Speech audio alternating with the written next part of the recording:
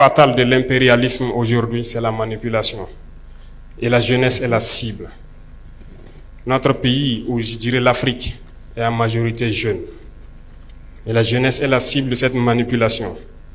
Et lorsque l'on découvre, il faut combattre cela. Et la plupart du temps, l'impérialisme n'est pas forcément ceux qui viennent d'ailleurs, mais ils sont parmi nous. Et c'est parmi nous que la manipulation naît. J'invite la jeunesse à s'en départir, à toujours chercher l'information juste et à toujours penser à nos patries, à nos différentes patries partout en Afrique. Je répète, si nos aïeux nous ont laissé une terre que nous avons trouvée, nous devons laisser de meilleures terres pour nos enfants. En ce sens, partagez la vidéo. Aujourd'hui, nous sommes réunis pour parler donc des problèmes de la jeunesse. Nous allons nous faire des promesses, certes, voir des perspectives, mais aussi se lancer des défis. Je pense que le parrain et la marraine vous ont lancé des défis et le ministre a souhaité vous donner chacun 300 francs. Mais je crois que le défi va au-delà de cela. Parce qu'il faut que la jeunesse comprenne aussi quelque chose. Nous, au niveau de l'exécutif, nous prenons des mesures, mais nous avons besoin aussi de vous parler, de vous sensibiliser, pour qu'ensemble nous puissions relever les défis qui sont aujourd'hui posés à nous. Pourquoi je dis cela? Lorsqu'ils racontent leurs histoires, on se rend compte qu'ils se sont battus d'eux-mêmes pour y arriver. Aujourd'hui, comme le ministre l'a signifié, instruction a été donnée pour qu'on puisse créer un fonds unique qui puisse soutenir la jeunesse dans l'entrepreneuriat. On ne vous demandera pas peut-être de partir de zéro, mais il y aura un minimum pour vous accompagner et vous aider. Parallèlement à cela, il y a très peu de temps, nous avons tout fait pour élaguer tout ce qui est fiscalité au niveau donc des jeunes entreprises qui devront se créer. Cela pour accompagner que vous ne vous retrouvez pas confrontés dès les premières années à certaines difficultés. En plus de tout ça, je pense, comme il l'a annoncé, nous pensons beaucoup à la formation professionnelle. Et c'est l'une des réformes majeures donc, de ce département. Et je pense qu'au passage à l'université, on l'avait bien fait savoir, il ne s'agit pas aujourd'hui de bosser, d'avoir un diplôme et de chercher à être employé. Il s'agit aussi d'apprendre des métiers et de pouvoir exercer. Donc, nous cherchons aujourd'hui à réorienter une bonne partie de la jeunesse vers l'emploi professionnel. Ce qui va sans dire que nous devrons construire beaucoup de centres de promotion donc, de l'enseignement professionnel et pouvoir apprendre beaucoup de métiers aux jeunes parce qu'ici nous regorgeons de beaucoup de ressources. Il y a assez de réformes donc en faveur de la jeunesse qui sont en cours et à travers le monde nous avons pu comprendre que nous pouvons y arriver parce que nous avons assez de ressources à faire valoir à l'extérieur. Nous nous sommes centrés par exemple sur l'agriculture actuellement qui est très important pour nous. Parce que je le disais tantôt, l'autosuffisance alimentaire, c'est un combat. C'est un combat parce que lorsque nous parlons de dignité, nous parlons d'honneur, si vous n'êtes pas autosuffisant, vous n'avez aucune dignité. Lorsqu'un père doit rentrer le soir à la maison et qu'il n'a aucune graine à mettre dans l'assiette de son fils, il ne peut pas parler de dignité. Toute la famille vivra dans l'indignité parce que la femme devra se battre comme elle peut, de toutes les manières que vous puissiez imaginer, pour trouver à manger. Il n'y a pas de dignité une fois qu'on ne mange pas sa faim. Il n'y a pas de dignité lorsque nous tendons la main. Et voyez-vous cette nouvelle forme donc, de néocolonialisme dont on parle, qui tend donc à ramener notre jeunesse à des mendiants, à des assistés chroniques. Nous nous battons contre cela. Lorsque vous dites à un partenaire qui est prêt peut-être à vous servir de, comment je dis, mobile money, jusqu'à 100 milliards, mais lorsque vous dites à ce même partenaire, non, servez donc à mobile money 20 milliards, et 80 milliards, nous allons faire des projets structurants donc, de production agricole pour les jeunes, ils ne sont pas d'accord. Ça doit nous interpeller. L'objectif, c'est de vous maintenir dans cet assistanat permanent. C'est de vous empêcher de pouvoir produire de vous-même et de vous en sortir. Et chaque fois, on vous donnera un peu et on vous dira de rester là. N'ayez pas peur d'entreprendre. N'ayez pas peur d'entreprendre, il faut vous lancer. C'est dur, souvent très dur. Vous allez trébucher, vous allez souvent vous retrouver à genoux. comme diraient certains. Profitez, faites une prière, appuyez sur la paume, relevez-vous et marchez toujours. Ne vous arrêtez jamais. Partagez la vidéo, mettez les j'aime et les cœurs. Merci. Merci Et beaucoup. même ceux qui ont de l'emploi quelque part, ne vous en tenez pas seulement à votre emploi. Cherchez à investir, cherchez à développer quelque chose d'autre en parallèle. Parce que depuis, comme je vous disais, notre génération est dans un système assez complexe. On nous a peut-être appris qu'il faut juste avoir un emploi, un bureau, et on s'assoit et voilà, le salaire tombe à la fin du mois. Ça ne peut pas vous rendre heureux, ça ne peut pas. Votre salaire doit servir à développer quelque chose d'autre. Nous sommes militaires, moi je suis entrepreneur aussi depuis quelques années de cela, en tant que jeune.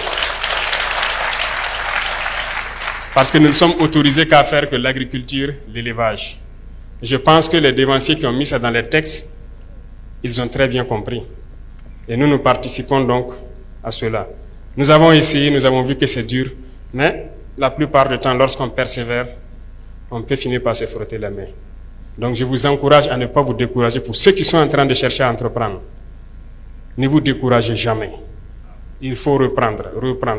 Le chemin est toujours plein d'embûches. Mais vous ne devez pas vous arrêter, parce que vous allez finir par réussir.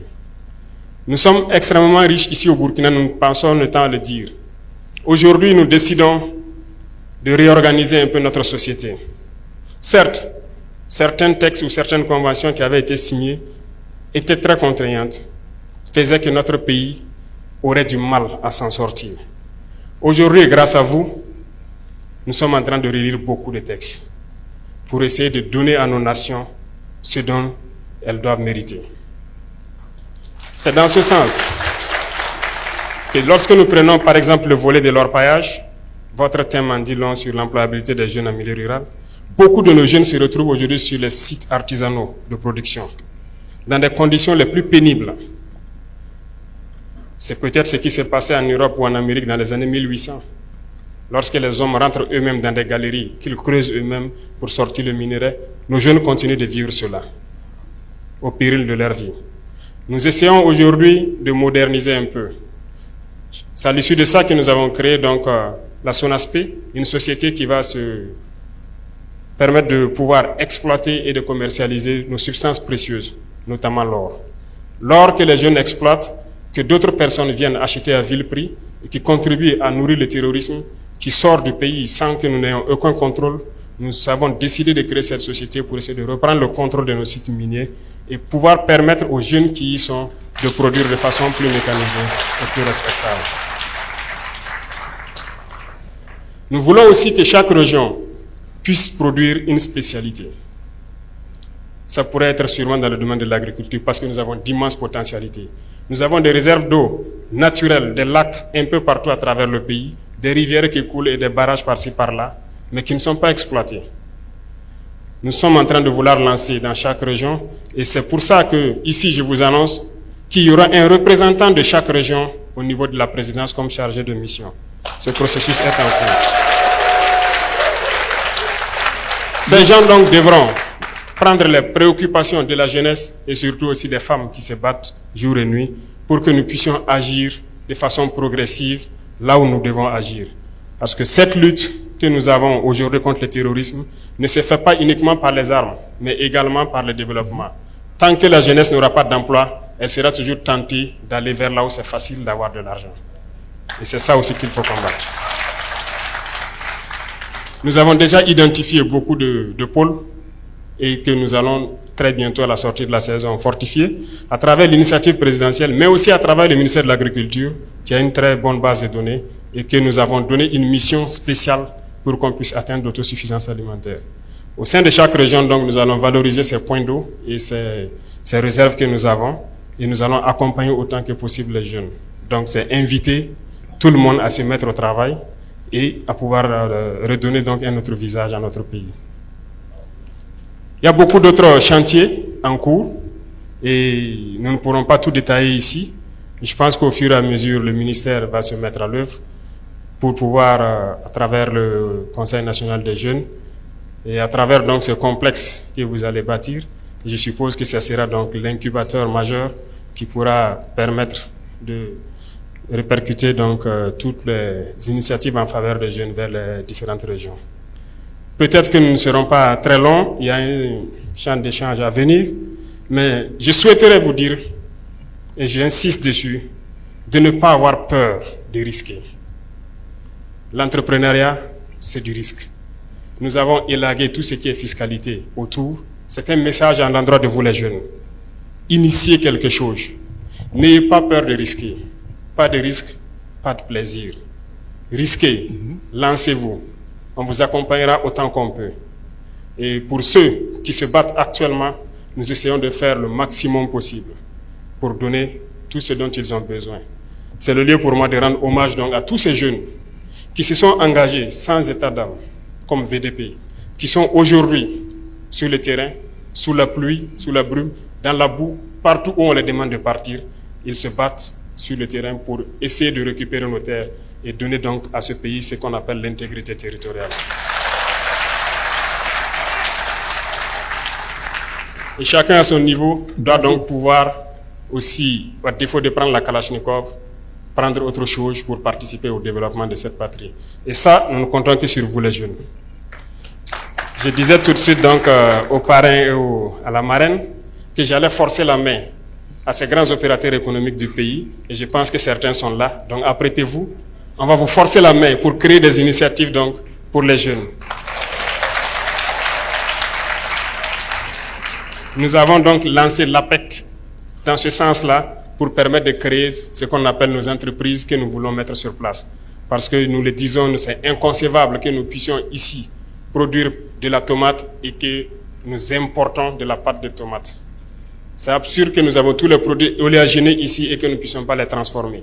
Nous avons lancé cela et je vous invite à souscrire massivement parce que nous allons créer nos entreprises ici sur place et développer. Certes, des esprits impérialistes pourront essayer de vous détourner de l'objectif, mais écoutez, visez loin, visez très loin, réfléchissez et voyez ce qu'on veut faire. Merci donc à tous ces jeunes qui sont déplacés à travers l'Afrique pour venir soutenir leurs frères et leurs camarades du Burkina Faso. Nous vous disons merci, nous vous souhaitons de passer un très bon séjour au Burkina Faso et souhaitons que vous puissiez retourner en paix et aussi lancer le message à l'endroit de toute la jeunesse africaine.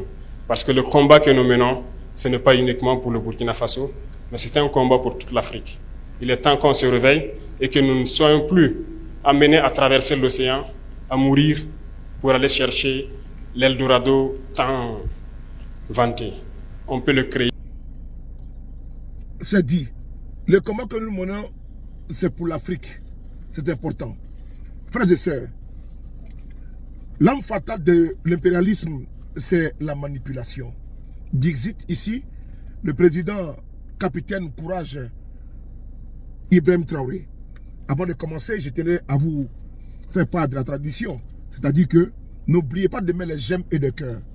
N'oubliez pas, c'est important. Nous sommes en guerre de communication et c'est vous qui êtes les arbitres. Le canal, n'est-ce pas, de redistribution, de notre vidéo, c'est vous. Alors je vous prie de partager. Certains disent qu'il faut seulement des civils pour diriger des pays. Que parce que les militaires les placent seulement dans les casernes. Que parce que les militaires ne connaissent rien, ils ne savent rien. Mais vous avez vu ce monsieur, le capitaine Ibrahim Traoré, dérouler ici les programmes pour la jeunesse burkinabé. Vous avez vu comment est-ce que il a ici démontré comment il faut aider la jeunesse burkinabé. Le fonds unique pour l'entrepreneuriat, l'exonération fiscale, la formation professionnelle au niveau du domaine de l'or, les entreprises qui ont été créées, tout pour aider la jeunesse. Sans oublier l'autosuffisance alimentaire. Il a touché tous les pans afin de pouvoir aider comment la jeunesse burkinabé doit être aidée. N'oubliez pas, frères et sœurs, que ce qui dit que les militaires n'ont pas vocation à diriger le pays. Ici en France, le général de Gaulle est rentré dans l'histoire. Aux États-Unis, George Washington est rentré dans l'histoire. C'était des militaires. Au Ghana, Rawlins est rentré dans l'histoire. C'était un militaire. N'oubliez pas, au Nigeria, plein de présidents ont été des militaires. Aujourd'hui, au Rwanda, c'est un militaire qui a mis le Rwanda, qui a hissé le Rwanda très haut, Paul Kagame. Merci beaucoup au président capitaine Ibrahim Traoré. Le Burkina a une chance énorme d'avoir ce monsieur, le capitaine Courage Ibrahim Traoré.